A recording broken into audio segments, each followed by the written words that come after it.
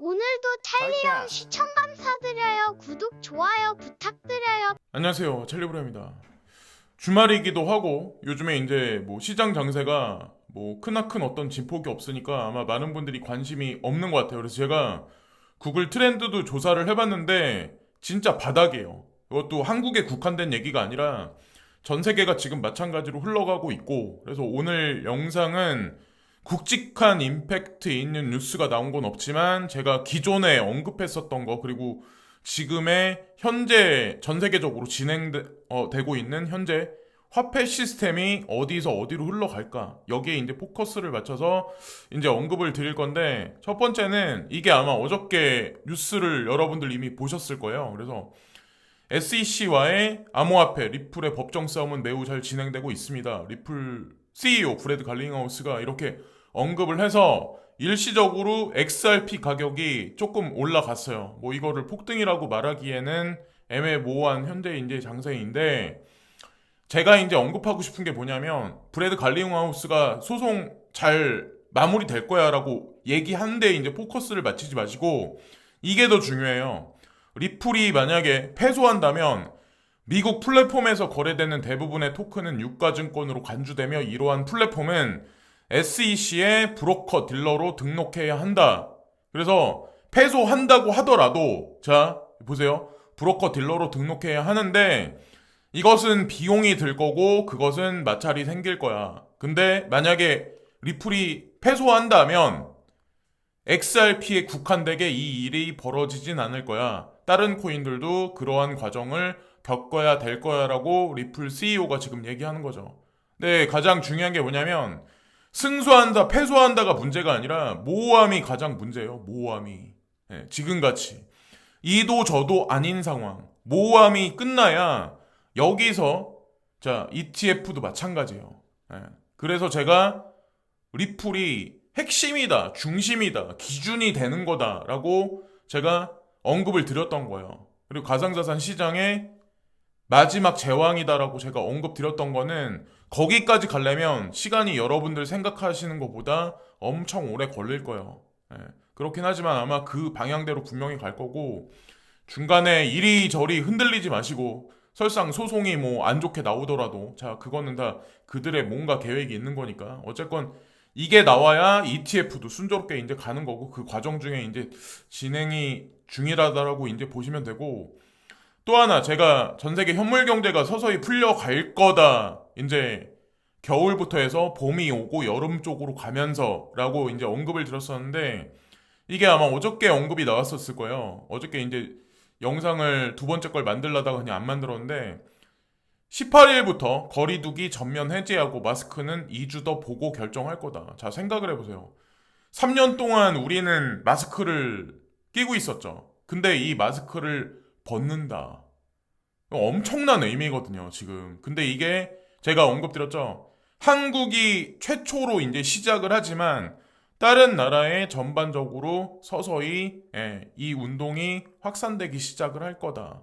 그게 한국 정부가 강해서 그런 게 아니라 글로벌 리스트의 계획에 있어서 이 시나리오도 저는 동작될 거라고 생각해요. 그래서 자영업자 분들이 지금보다는 아마 조금 숨통이 트이실 거고, 제가 이제 언급드리고 싶은 게 뭐냐면, 지금 그래서 이제 코로나가 종식되니까 나는 자영업을 빨리 시작해야지 라는 생각을 하시면, 그거는 제가 봤을 때 좀 오판이지 않을까라는 생각을 해요. 그게 왜 그러냐면, 시작보다는 기존에 하시던 분들은 나는 이 지금 자영업을 언제 정리할까를 궁리를 하시고 기간을 정해 두시고 해야 된다라고 저는 생각을 해요. 왜 그러냐면, 다음 코로나를 대비를 해야 돼요. 다음 코로나가 오면 내 업종은 살아남을 수 있을까? 나는 다음 코로나가 오면 플랫폼화 쪽에 들어가서 나는 뭐 배달 매출을 늘려야 할까? 어떻게 이제 정리를 해야 될까? 하여튼 요런 계획을 세우시는 어떤 그런 구간이 다가오지 않을까라는 생각을 이제 전 하게 됐어요. 거기다가 이제 뭐 코로나도 마찬가지지만 대만, 이것도 잠정적으로, 이것도 불씨가 여기 도화선이 돼가지고 전 세계 리세션을 도모하는 어떤 하나의 트리거가 되지 않을까. 제가 그래서 오늘도 몇 가지 관련된 뉴스를 이제 정리해서 이제 언급을 드릴 건데, 이거는 저만의 착각이 아니라 예, 오늘 뉴스를 보시면 아마 인지를 하실 거예요. 서서히 분위기를 지금 만들어가고 있고, 어저께 제가 썸네일에 중국이 뭐 금리 인하 이 언급을 했죠. 그래서 뭐 상승할까라고 이제 제가 물음표를 찍었었는데, 중국 인민은행 중기금리 깜짝 동결, 지준율 인하 해서 하나라고 여기 나와 있는데, 지준율 인하는 중국 정부에서 20일 날 결정지어서 발표할 거라고 얘기했고, 중기금리는 그냥 동결해서 발표를 했어요. 그래서 지금 미국은 금리 올린다라고 지금 주장을 피기 때문에 중국 입장에서 중국만 독단적으로 금리를 인하하기에는 좀 부담스럽다라는 그런 견해가 좀 현재로서는 지배적이라서 일단은 동결을 시키고 지준율은 인하하는 게 100% 맞다. 근데 20일 날 결정이 될 거고, 어쨌건 금융시장 전반에 나쁜 건 아니에요. 금리 인상보다는 어쨌건 좋은 거고, 그리고 바이든 대통령 연준 부의장 후보로 전 리플 고문을 발표했다. 이래서 제가 XRP가 참 특이 케이스다. 그러니까 코인계에서 사람들은 시세로 모든 것을 판단하는데, 제가 끝판왕이라고 얘기했던 게 그게 다 사실 이유가 있는 거예요. 디지털 커런시 그룹의 글렌 허친스도 마찬가지로 XRP에 관해서 과거 몇 번에 걸쳐서 언급한 바가 있어요. 예, 그래서 그분이 본인도 이제 투자를 하고 있고, 근데 여기 보면은 연준 부의장 후보로 전 리플 고문을 발표했다. 참 생뚱맞은 일이죠. 특히나 이제 연준하고 관련돼가지고 XRP사에서 일했던 사람들이 좀 몇몇 분들이 있어요. 그게 또 그분들이 브루킹스 연구소라고 있거든요, 미국에. 브루킹스 연구소. 근데 거기서 이 연준에다가 자문을 해줘요. 금리나 아니면 전반적인 통화 시스템에 관해서. 이게 참, 그러니까 이게 리플사가 사실 연결이, 이게 음모론이 아니라 다 이게 인과관계가 있다니까요. 그런 관점으로 이제 보시면 어떨까라는 생각을 합니다. 그리고 바이낸스가 터키의 첫 고객 서비스 센터를 개설을 했는데, 제가 이걸 보면서 이제 어떤 생각, 터키가 유럽의 관문이거든요. 유럽의 관문이에요. 근데 여기다가 왜 들어갔을까? 그리고 한다는 말이 일단 터키에서 서비스를 시작을 하고 그 다음에 상황 봐서 전 세계로 서비스를 실시를 할 거다라고 얘기를 하더라고요. 자, 숨은 전략이 있는 거고, 그리고 제가 아까 초반에 이제 말씀드렸다시피 구글 트렌드 비트코인으로 이제 검색을 한번 해보시면 세계 감심도는 이렇게 많이 하락 중이에요. 이게 1년짜리거든요. 근데 작년에 대비해서 대중의 관심은 거의 지금 땅바닥 끝까지 떨어져 있어요. 지금 현재 상황이 이렇다는 거죠. 이거는 뭐 여기서 폭락이 엄청난 폭락장이 올 거야, 2만 몇천 달러까지 떨어질 거야 라고 이제 보시는 분들은 그분들 견해대로 이제 하시면 되고, 중요한 건 그런 사람들이 중간에 이제 뭐 세계 경제 폭망해서 이제 코인 시장 폭락할 거야라고 했던 사람들이 중간에 말 바꾸게 하면 그것도 또한 웃긴 거죠. 갑자기. 그죠? 근데 저는 어중간히 가다가 세계 경제 서서히 회복을 하면서 어느 정도 2017년 같은 폭등장은 아니지만 어느 정도 상승이 와서 익절할 구간은 올 거다라고 이제 지속적으로 언급을 드리고 있죠. 자, 현재는 요런 추세요. 하락 중인데 시세가 올라가면 대중의 관심도도 당연히 올라갈 거고, 그리고 또 하나 이제 차트인데 2010년도, 2011년도 요런 상황이 있었다. 코인, 비트코인이. 그리고 2011년도, 13년도 요런 상황이 급등 상황이 있었다. 근데 여기 급락했다는 상황은 안 보여주죠, 지금. 그리고 2015년도, 17년에 요런 상황이 있었다. 지금 현재 요런 상황이다. 2022년도에. 그러면 요 보면은 요렇게 될 거라는 거를 요렇게 쓱 하고 C8을 그리면서 요렇게 올라갈 거라는 거를 이제 넌지시 언급하려고 누가 이거를 이 차트를 올린 거거든요. 근데 이렇게 떨어진다는 얘기는 안 하죠. 급등이 있으면 급락이 와요. 제가 그래서 70%의 하락이 올 거다라고 얘기했던 이유가 사실 그래서 그런 거예요. 아직 급등장이 안 왔죠.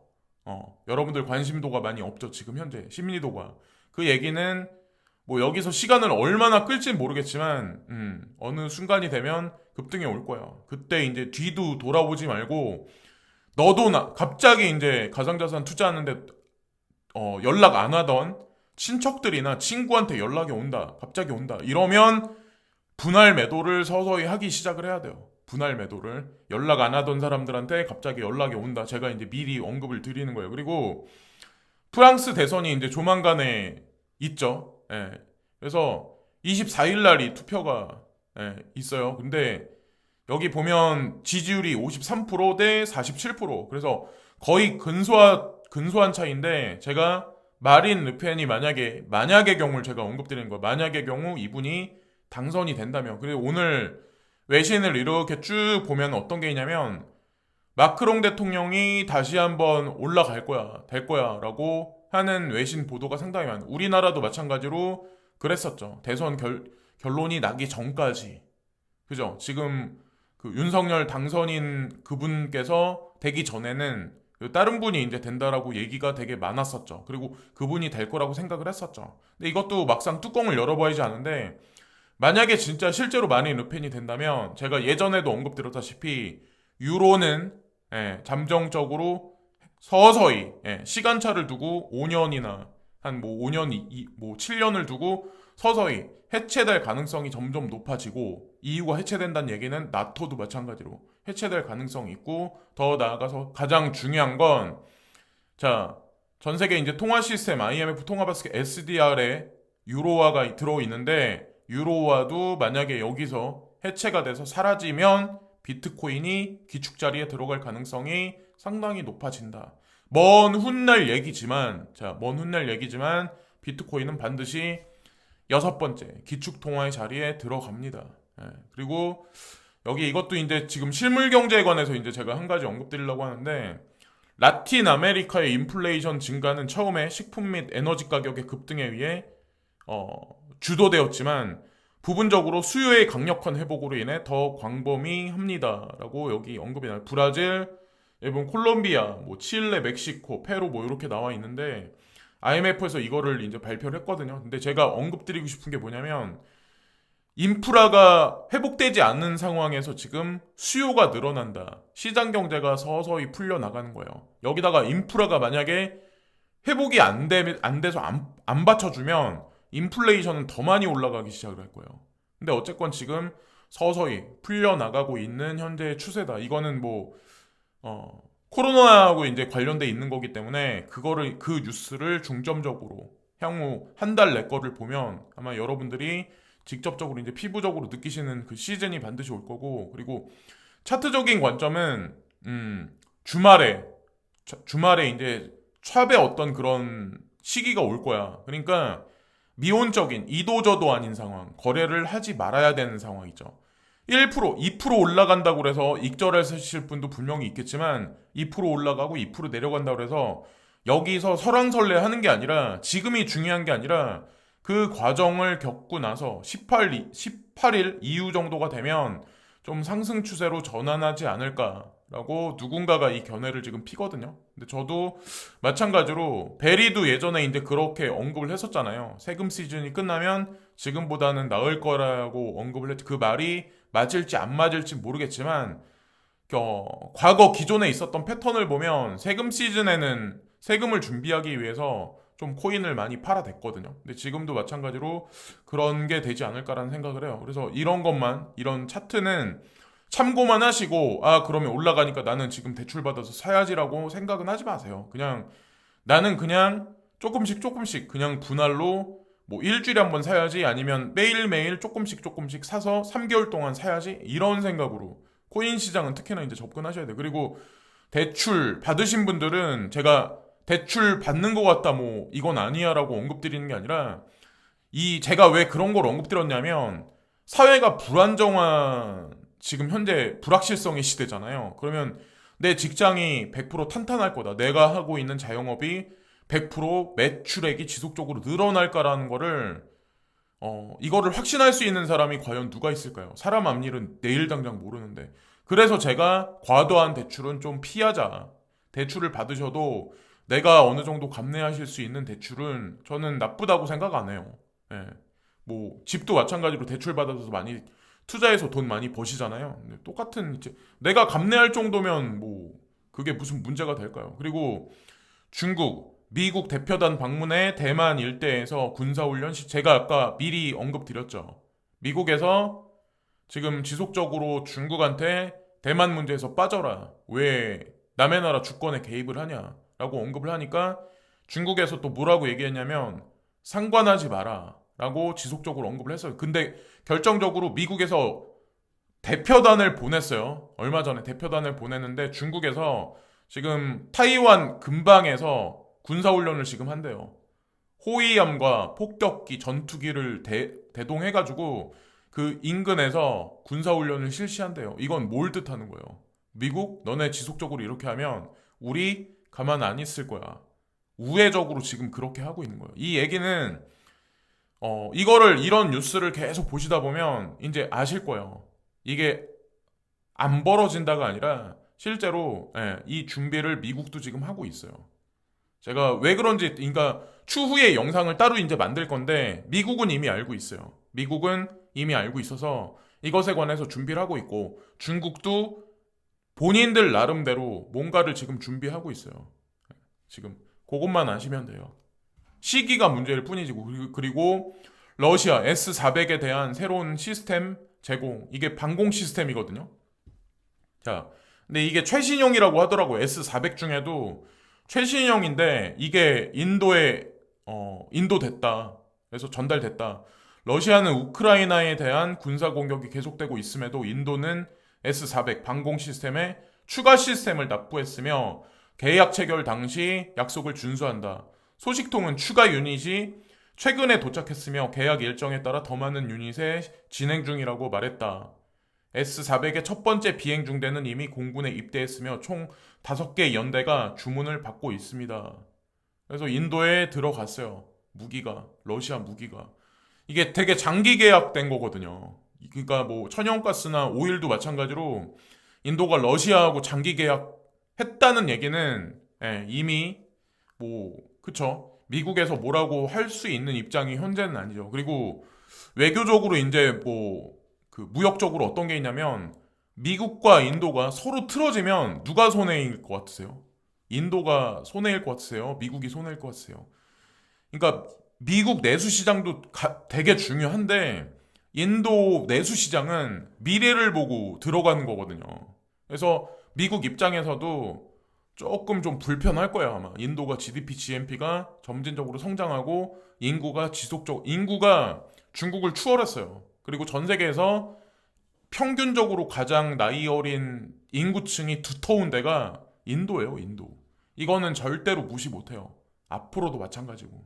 자, 그 결과는 이제 분명히 나올 거고, 그리고 또 하나, 라다크 분쟁이 봉합이 됐어요. 그래서 인도하고 중국의 분쟁은 종식이 이미 작년에 됐기 때문에 이미 여기서 코로나19 팬데믹도 배송 일정에 영향을 미치지 않았다. 이 시스템의 첫 번째 배송은 작년에 이루어졌으며 러시아 개발자들은 2020년부터 중국과 국경 긴장이 고조된 라다크와 같은 지대에 100% 공기 덮개를 제공하겠다고 약속을 했었다. 미사일을 제공하겠다고 약속을 했었다는데 일단은 이게 봉합이 됐어요. 이건 사라졌어요. 그래서 중간에 러시아가 껴있는 거죠, 여기. 러시아, 인도, 중국 이렇게 껴있다. 이런 식으로 보시면 되고 이제 방송을 보시면서 이제 분명히 그런 분도 있을 거예요. 너는 왜 인도하고 중국은 그렇게 하고 미국은 왜 막 이렇게 해야 되는데 안 그러냐. 근데 제가 한 가지만 짚고 넘어갈까요? 중국은 안면 인식 시스템이나 인공지능에 있어서 미국보다 앞서 있어요. 그래서 대중 통제하기 훨씬 쉬워요. 시스템 자체가. 근데 미국은 그러면 안면 인식 시스템이나 대중 통제 시스템을 앞으로 확립은 안 할까요? 미국은 자유민주주의 국가니까, 중국은 공산당이니까. 저는 아니라고 생각하거든요. 미국도 마찬가지로 다가오는 4차 산업혁명 시대에서는 블록체인을 필두로 해서 이런 안면 인식을 대동해서 통제 시스템에 들어가요. 그거는 중국이든 미국이든 인도든 한국이든 일본이든 전 세계가 다 마찬가지로 그렇게 아마 변해가기 시작을 할 거예요. 그러니까 저한테 이제 말도 안 된다라고 하시는 분 분명히 있으시겠지만 저는 이 가상자산 시장도 마찬가지지만 이 중국이나 인도 시장 대두에 대해서도 미리 3, 4년 전부터 이미 언급을 했었던 사람이에요. 지금 사람들이 미국이 경찰 국가에서 뒤로 빠졌다 이런 얘기들을 하면서 이제 방송을 많이 하잖아요. 저는 이미 3년 전부터 했던 사람이에요.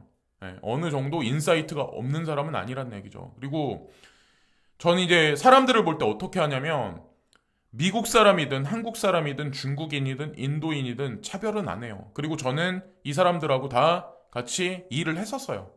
일을 해봐서 그러니까 인종적으로 어떤 관습이 중요하고 어떤 마인드고 어떤 사람들이라는 걸 어느 정도는 알아요. 제가 속내를 깊숙하게는 모르겠지만 민족적인 건 어떤 그런 의식은 잘 모르겠지만 어느 정도는 알아요. 근데 저는 그냥 사람으로 봐요.